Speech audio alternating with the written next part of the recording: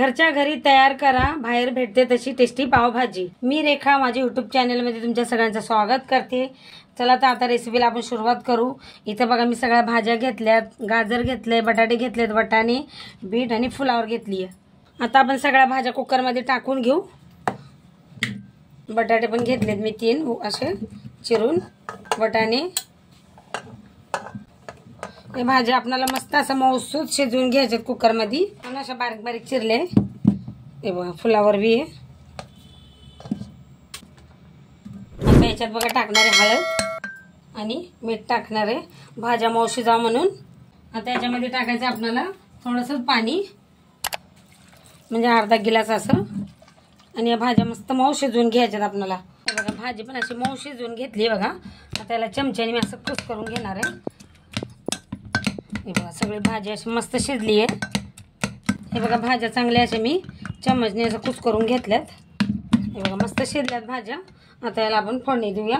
इथं बघा कढईत तेल टाकून घेतलंय मी। आता याच्यात टाकणार आहे बटर। बटर चांगले हिरगळू दिलं का याच्यात टाकायचे बारीक टमाटे घेतलेत बघा मी 3 टमाटे घेतलेत असे चिरून।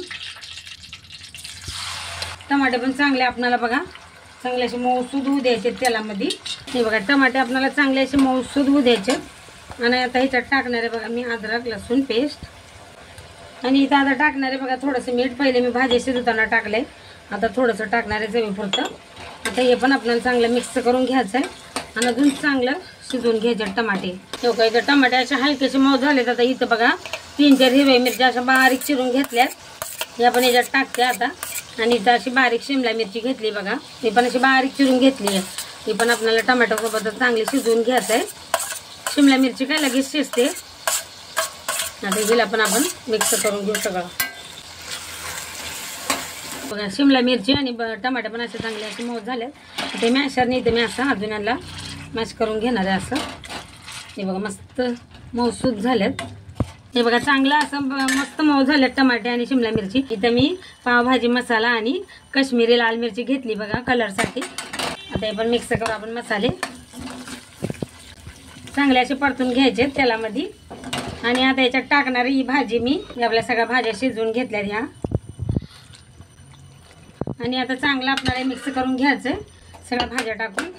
आता हे बघा सगळं मिक्स करून घेते आणि याच्यामध्ये आता टाकणार आहे थोडंसं पाणी। हे बघा आता भाज्या पण चांगल्या अशा मी मॅशरने असं मस्त मऊसूद करून घेणार आहे बघा। हे बघा सगळ्या भाज्या अशा मी मऊसूद करून घेतल्या, त्याच्यात पाणी टाकणार आहे। हे बघा आता मिक्स करणार आहे, अजून थोडं पाणी टाकते याच्यात। हे बघा आता हे पण अजून उरलेलं पाणी मी टाकून देते याच्यात। आणि याच्यात टाकणार आहे आता वरतून लिंबूचा रस आणि चांगलं असं मिक्स करून घ्यायचं।